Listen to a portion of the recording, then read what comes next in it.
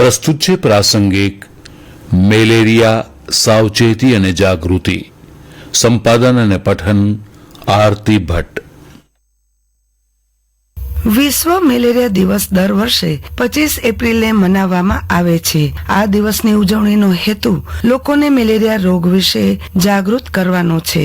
મેલેરિયાના રોગની લોકોમાં જાગૃતિ ફેલાય એ માટે આજના દિવસની ઉજવણી સૌ પ્રથમ આફ્રિકાના દેશમાં શરૂ થઈ હતી. વર્ષ 2001 થી આફ્રિકાના દેશોમાં 25મી એપ્રિલના રોજ આફ્રિકા મેલેરિયા દિવસ ઉજવવાની શરૂઆત થઈ હતી. 60મી વિશ્વ આરોગ્ય સભામાં દર વર્ષે 25મી એપ્રિલને વિશ્વ મેલેરિયા દિવસ તરીકે ઉજવવાનું નિર્ધારિત કરવામાં આવ્યું. ત્યારથી આફ્રિકા મેલેરિયા ડે ને બદલે વિશ્વ મેલેરિયા દિવસ ઉજવવામાં આવે છે.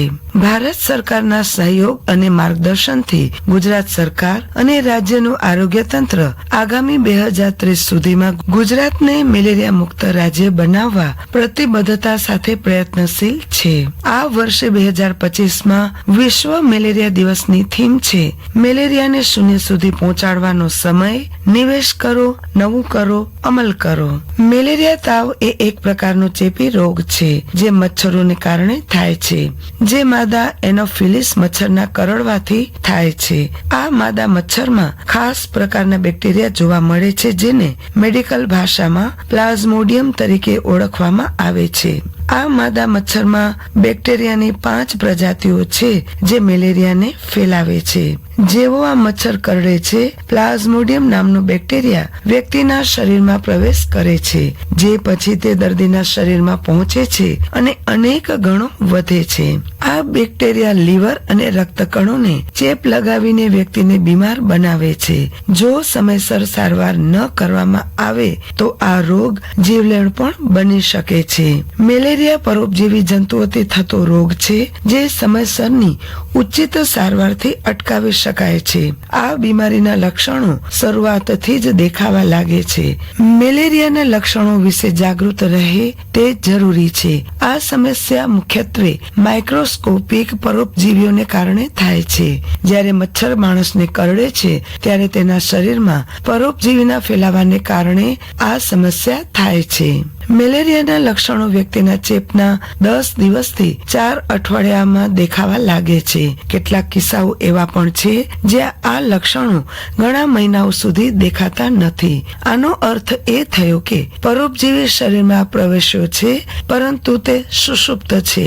તાવ આવે, વ્યક્તિને માથાનો દુખાવો અનુભવે, પેટમાં દુખાવો અથવા તો ખેંચાણ, ઝાડા થવા, સ્નાયુઓમાં દુખાવો અનુભવવો, મળમાં લોહી આવવું, આવા લક્ષણો દેખાય તો તરત જ ડોક્ટરનો સંપર્ક કરવો જોઈએ. આ તમામ લક્ષણો ગંભીર છે. મેલેરિયાના પરોપજીવી જંતુઓ 1 વર્ષ સુધી શરીરમાં નિષ્ક્રિય રહી શકે છે. આવી સ્થિતિમાં સમયાંતરે ચેકઅપ કરાવવું પણ અત્યંત જરૂરી છે. મેલેરિયાના 5 પ્રકાર જોઈએ તો પેલો પ્લાઝ્મોડિયમ ફાલ્સીપેરમ. આ રોગથી પીડિત વ્યક્તિને સંપૂર્ણપણે બેભાન થઈ જાય છે. તેને એ પણ ખબર નથી હોતી કે બેભાનપણે તે શું વાત કરી રહ્યો છે. દર્દીને ખૂબ જ ઠંડી લાગવાની સાથે તેના માથામાં દુખાવો પણ થાય છે. સતત ઉલટીના કારણે આ તાવમાં વ્યક્તિનું મૃત્યુ પણ થઈ શકે છે. બીજું છે સોડિયમ વિવેક્સ. મોટા ભાગના લોકો આ પ્રકારના મેલેરિયાના તાવથી પીડાય છે. આ પરોપજીવી મોટે ભાગે દિવસ દરમિયાન કરડે છે, જે દર 3જા દિવસે એટલે કે 48 કલાક પછી અસર બતાવવાનું શરૂ કરે છે. આ રોગથી પીડિત વ્યક્તિ નીચલા પીઠનો દુખાવો, માથાનો દુખાવો અનુભવે છે. ત્રીજું છે પ્લાઝ્મોડિયમ ઓવલે મેલેરિયા. આ પ્રકારનો મેલેરિયા બિનિન ટર્શિયન મેલેરિયાનું કારણ બને છે. ચોથો પ્રકાર પ્લાઝ્મોડિયમ મેલેરિયા. આ મેલેરિયા એક પ્રકારનો પ્રોટોઝોઆ છે જે બિનિન મેલેરિયા માટે જવાબદાર છે.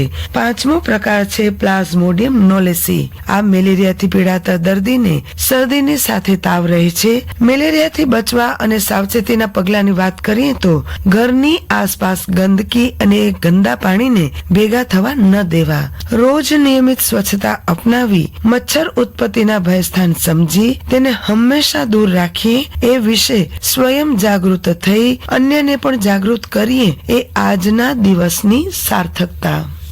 મેલેરિયા સાવચેતી અને જાગૃતિ એ વિશે હમણાં જ આપ પ્રાસંગિક સાંભળી રહ્યા હતા. સંપાદન અને પઠન આરતી ભટ્ટ.